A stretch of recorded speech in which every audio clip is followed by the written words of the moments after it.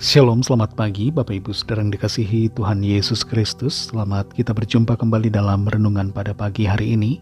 Doa dan harapan saya saudara semua ada dalam keadaan yang baik, sehat, penuh sukacita, dan selalu berlimpah dengan berkat Tuhan.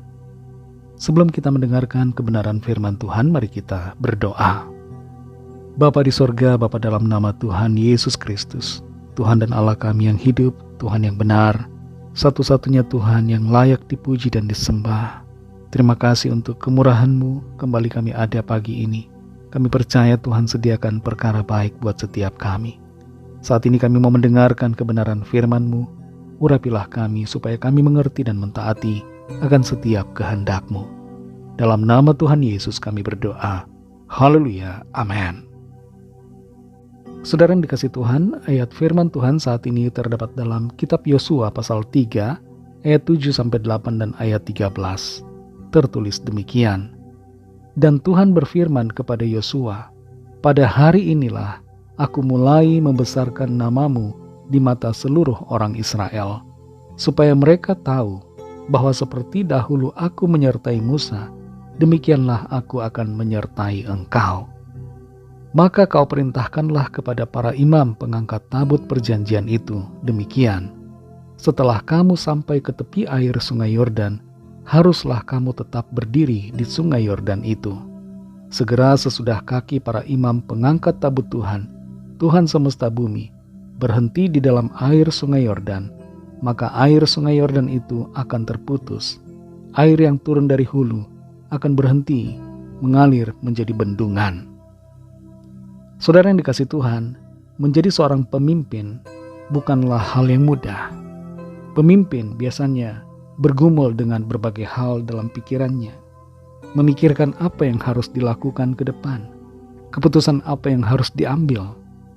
Belum lagi bagaimana reaksi orang-orang yang dipimpin, serta tantangan yang ada di depan yang harus dihadapi. Pemimpin memerlukan kekuatan baik dari dalam maupun dari luar, memerlukan sokongan, dan terutama memerlukan tuntunan Tuhan. Kita semua pada hakikatnya adalah pemimpin, saudara. Minimal diri kita sendiri yang kita pimpin. Dan sebagai pemimpin kita butuh tuntunan. Kita tidak bisa berjalan sendiri, saudara, tanpa hikmat dan pengilhaman dari Roh Kudus. Tuhanlah yang menjadi penuntun kita.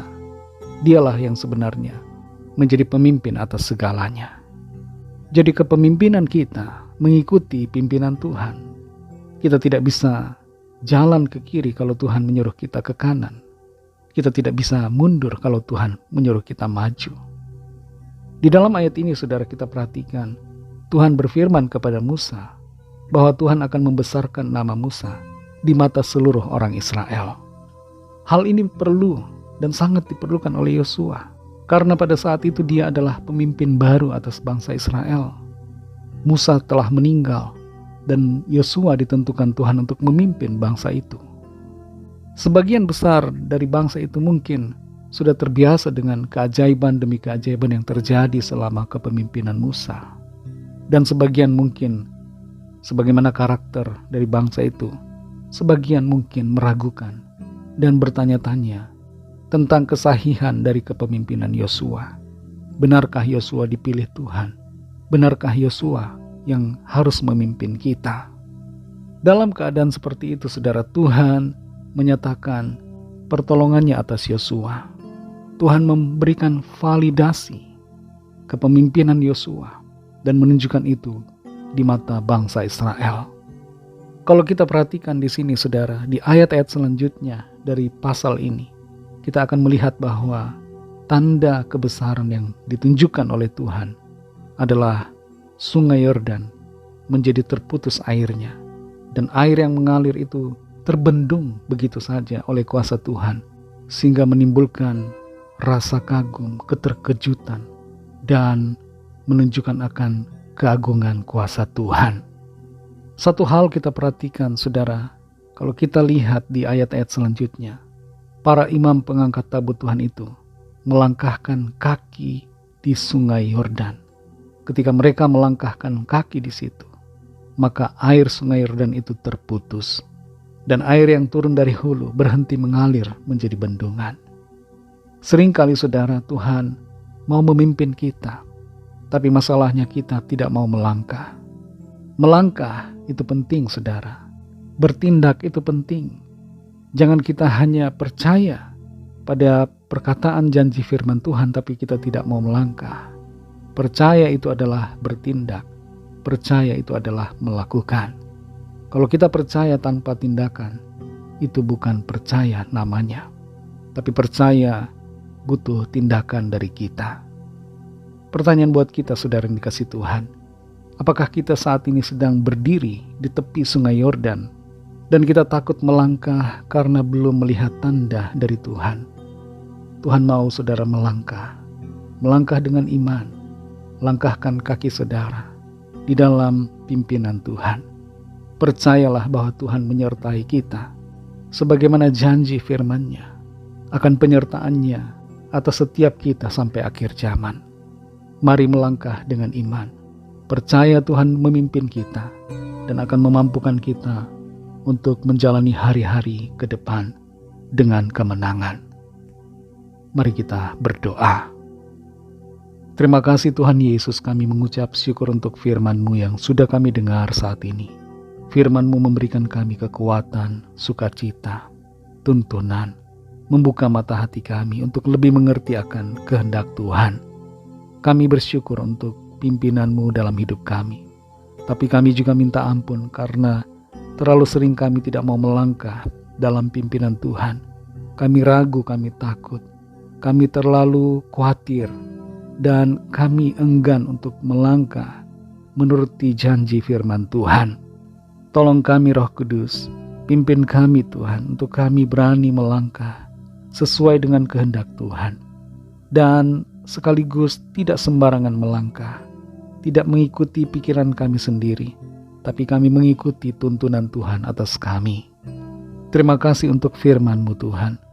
Kami bersyukur karena Engkau baik dan Engkau mau memimpin kami masuk dalam kemenangan demi kemenangan demi kemenangan. Terima kasih Bapa. Berkati kami di sepanjang hari ini dalam tugas aktivitas kami. Pimpin dan sertai kami, agar apa yang kami lakukan senantiasa berhasil dan beruntung dalam berkat Tuhan. Dan kehidupan kami menjadi berkat kesaksian. Kami bawa kepadamu setiap pergumulan yang disampaikan, setiap permohonan doa dari kami masing-masing. Lawat setiap kami dan nyatakan kuasa, pertolongan, mujizat-Mu bagi kami.